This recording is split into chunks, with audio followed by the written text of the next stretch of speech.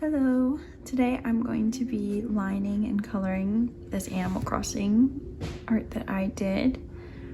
I'm going to be using the Micron PN because I plan to use some alcohol markers afterwards and I don't want it to smudge.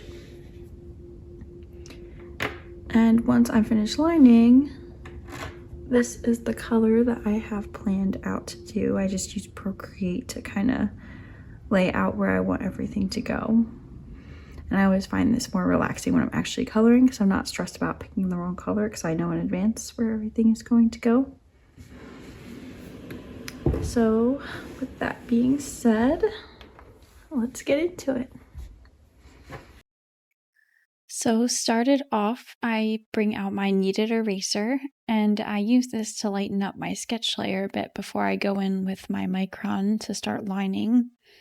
And you can see here I go in and do it in little segments. I don't erase it all at once.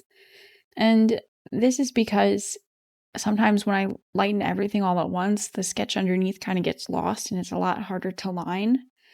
And you can see my sketch is already pretty light, so in some places I don't even need to use the Kneaded eraser to lighten it. And here's a close-up of me lining.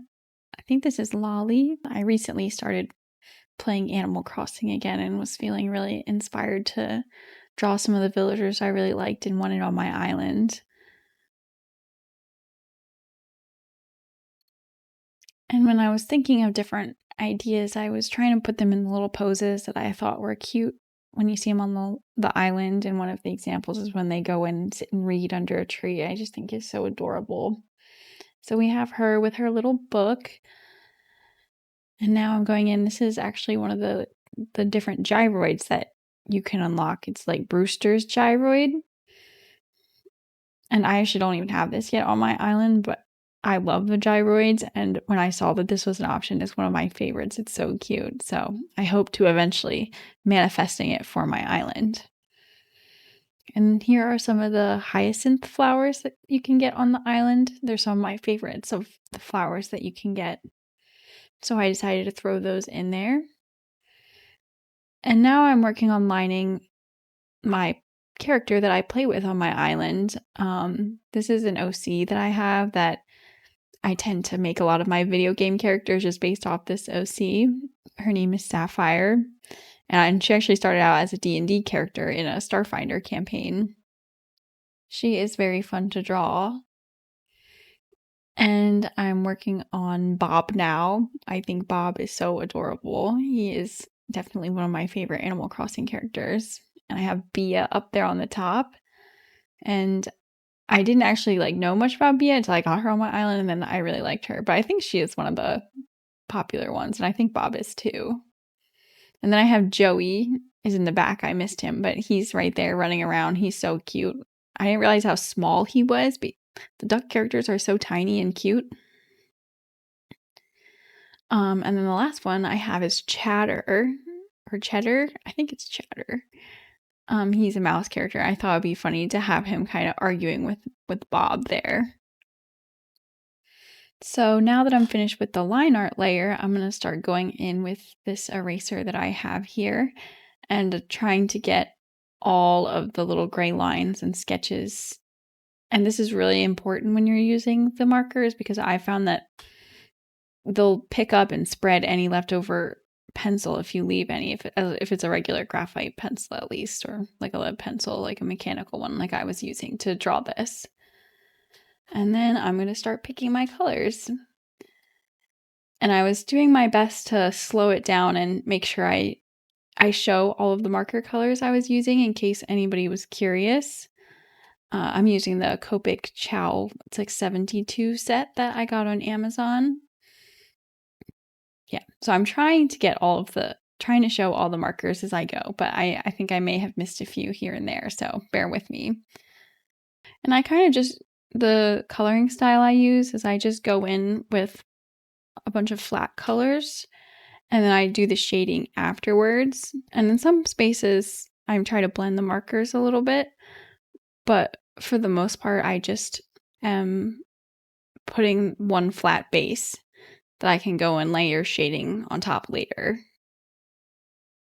So now you can see I'm starting to work on Sapphire's color scheme, and part of the reason she's such a fun character to put in games is she just has such a vibrant hair color. It just pops so much. It's very cute. Her actual character that I have has like a more of an ombre, but you can't really do an ombre in Animal Crossing, at least as far as I know. So I just use like the flat blue color option that they have.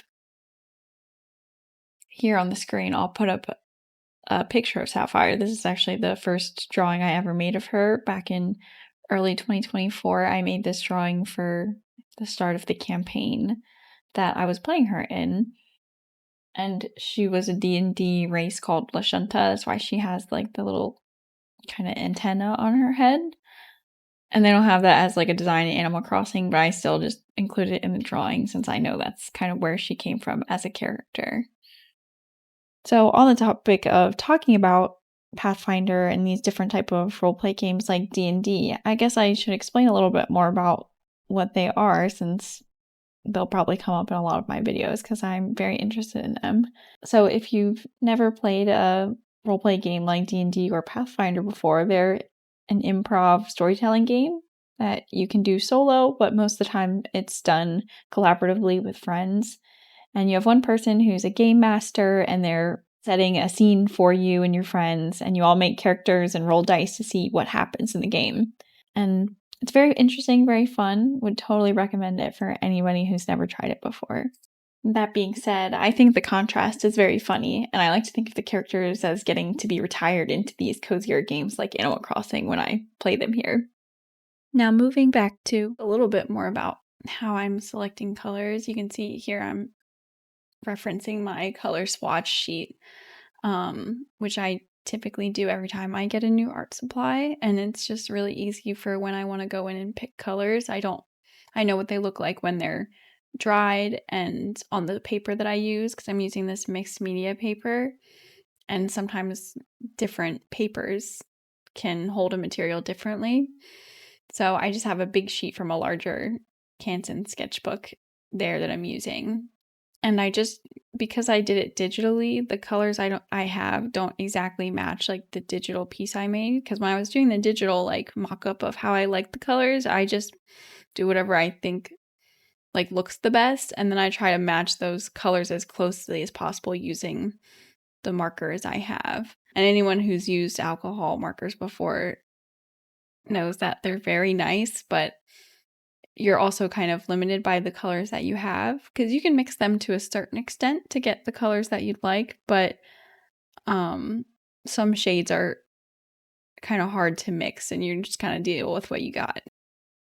So I was trying my best to match it, and actually after this I picked out a few more markers because there was a sale at my local art store and tried to get some more purples because that's what I felt like I was most missing in this drawing. Like I felt like the ones I had were, like for Bob especially, were either too muted or not the right range. Like I couldn't find a good light to dark mix. So while unfortunately it was too late for this drawing for me to use those colors, going forward it will be nice to have a little bit more range to work with. And purple is my favorite color, so just in general I'm excited to play with those colors and make some more drawings with them in the future. And you can see me kind of going back and forth here with my phone on the side. I have it zoomed in, the reference. I kind of went between my iPad and my phone with the photo that I made in Procreate. I think I was probably using my iPad to watch a video or listen to something while I was making this. And when I was working here, one of the reasons I start with like a base, I try to start with the lightest color I want, because with markers, I found that I have a hard time making it lighter once I've put down a color. So I tend to start with like the lightest color that I think I'm going to need. So I start with like the highlights and stuff, and then I'll add shadows on top. And it's similar when I work with watercolor. That's the other medium I use the most. And I start with the lights there too, because it's hard to pick up the darker colors. I mean, for alcohol markers, I guess you could with like a colorless blender, which I do have in this set. You can see it's on my swatch between Y28 and the 100 and it's just invisible and it'll help you pick up the colors a little bit, but I find it tends to like blur the colors a little bit and it's not super precise. So good in a pinch, but I try to avoid using it for highlights everywhere. And I also have like an older sketchbook. When I first ever got alcohol markers, I had like a Blick alcohol marker set. And in the moment when I put the colorless blender down, it looked fine. But then like years later, when I like flipped through the old sketchbook, I saw that it looked like stained almost. Like you could totally tell where I used the blender. Like it didn't last forever. So try to avoid it for that reason too, because I know that like when I look at the sketchbook later, I'm going to want to see what I saw in the moment and not a faded version of it, which happens over time anyway, but try to preserve it as best I can. Oh, and I didn't talk about this position, but Bia is singing up on the little mountain. That's one of the cutest little things that the Animal Crossing villagers do is they'll sing their little like me, me, mew, mew, mew. Very accurate representation of them, of course. And I haven't quite reached this part in the drawing yet, but I realized that Bob has like a whole sunset just in his ears. I was like, oh my goodness, he was like accidentally perfect for this sunset drawing. Yeah, I learned a little bit more about these characters as I was coloring them because you don't really seem to notice all of the details until you're like up close and personal, like examining them when you're drawing something. And speaking of Bob, I swear this is the last tangent I'm going to try to go on, but I've been listening to this audiobook series recently based off books by Dennis E. Taylor called The Bobiverse. And for anyone interested in sci-fi/fantasy, this is a great series. It's definitely not what I was expecting when I first started reading it, but I'm on book 5 now and it is very fascinating to listen to. So back to Animal Crossing Bob, I actually do have him on my island now, and I also have Joey and Bia. So Bia was one of the people I naturally got on my island. I think I got her on a villager hunt. And then Bob and Joey, I used amiibo cards that I got at a trinket swap at a local cafe. And then I have the cards for Lolly and Chatter, but I haven't used them yet because I'm still attached to some of my starter villagers and I'm not ready to let them go yet. That's the gift and curse of starter villagers. They're not normally the ones you want, but then you've had them so long, it's really hard to say goodbye to some of them. And here is when I'm going to go in and work on the sky. I decided I was going to draw in the cloud shapes with this mechanical colored pencil with like a light pink so that when it wasn't like a harsh line around the outside of the clouds. And I was pretty happy with using this method, how it turned out. So it wasn't distinct and it wasn't like I didn't want a harsh black outline around all of the clouds. Like I do prefer the line out on the rest of the piece. And so because I knew I was going to be blending these colors also, I tried to pick all the right colors and just have them handy so that I could just go into blending, because if you let them sit and dry for too long, they don't blend as nicely. So you can see here I tried to layer immediately them on top of each other to get them to merge into these sunset colors. And over here is where I'm having the hardest part is with, I couldn't find a good in-between like shade from this like dark blue that I wanted to match her hair, like the night sky in the corner, to like the super sunsetty, like orangey pinks. Like I didn't have a great purple to fill that gap, which I now do, but was a little too late. But I end up going over and you'll see I cover this up later a little bit. I use some colored pencils layered on top and also some watercolors. Yeah. And that's the great thing I love about doing mixed media, which many of my works are, is sometimes it's hard to cover up mistakes in one medium with the same medium, but a different medium has no problem at all. And now I'm going in and shading. I wanted to have like a purple tint to all the shadows and like a yellow tint to all the highlights. So I went in with this marker here. I think this is one of the BVs, the blue violets. And I just shaded everything using this so that everything has the same color. And this is similar to Procreate. Like I'll just make like a whole layer and drop a color in to be like a tint, and it just makes things come together so nicely. Like in the reference I'm using, I had dropped in a whole layer of just purple and I made it like a super light layer. Like I lowered the opacity a lot. which at the end of this clip, I'll put in like a little speed paint of the coloring that I did in Procreate because it auto makes a time lapse for you. So I'll just go ahead and put that in there so maybe you can see a little bit better what I'm talking about. But I just dropped like a whole color on top. And then once I have that flat color layer, I'll go in with the eraser tool and I'll carve out what the highlights are. And here I'm going in with like a yellow, I think it's one of the YRs, like a yellow red. And I'm hitting all like the highlight areas with this color so that it kind of brings it together as well and looks a little bit more cohesive. And then I decided to go back in and darken some areas and add a little bit more details to the browns and the woods. And I do go in and use darker shades of some colors. So I'm about to transition into adding some mixed media, and off camera I did a little bit of editing and I did colored pencil and I fixed the sky a little bit, made the clouds a little bit more fluffy and made the gradient of the sunset smoother. And I think I also tweaked the grass a little bit and added some shading to the trees. So once I did all that, I also added a little bit of stars, just using a white gel pen. And I really liked how that little sky portion in the corner of the dark night sky came out. I really liked that. And then I began mixing some of the colors that I was having a hard time getting with the marker colors I had. And so I was able to get more of these purples that I mentioned earlier I was struggling with to add a little bit more shading to everything to make the colors pop. Because the Animal Crossing colors in the game are so vibrant and fun and colorful. And I was feeling like the drawing was looking a bit muted.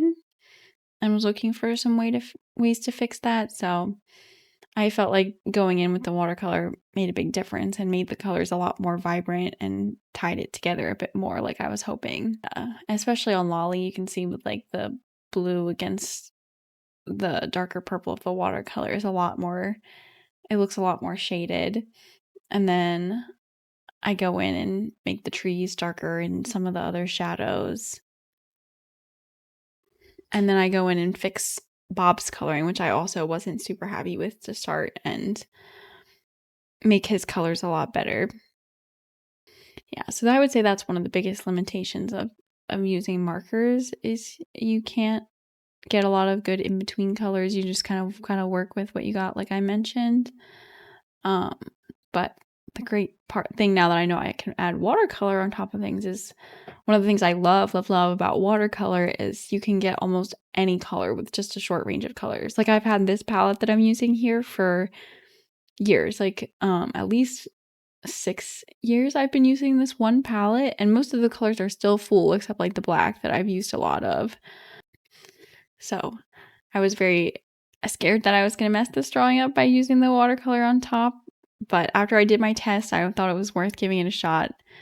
And, you know, that's part of the fun of doing art is experimenting a little bit and taking a few risks. So, and even though I'm a little bit of a cautious artist, you can see I color swatched everything out in advance and I tested it somewhere else. But I was still worried that something could go wrong and like I would come back a few days later and the whole drawing would be ruined. And because I was too impatient to wait to see if a couple days later I was really ready to color. So, but it's been like, I think a week since I finished that coloring now that I'm recording some of the audio voiceover, and it still looks good. The pages aren't warped too much, which sometimes happens with watercolor, and the colors still look awesome. It didn't like ruin it just by adding the watercolor on top. Like it didn't later, like I don't know what I was expecting it to do, but I was worried it would like the colors would like seep away, and you could tell obviously wherever I had put watercolor.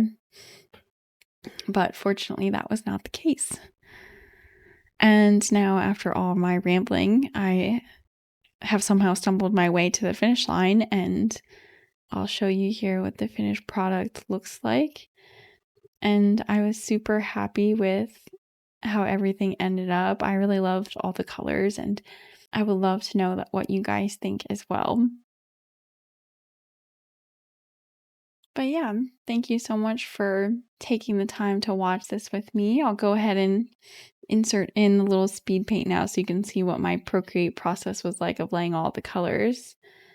And I'll give you a little music outro to go with that. So thank you so much for watching. And if you guys have any recommendations of what you guys would like to see more videos of, please let me know in the comments and like and subscribe for more.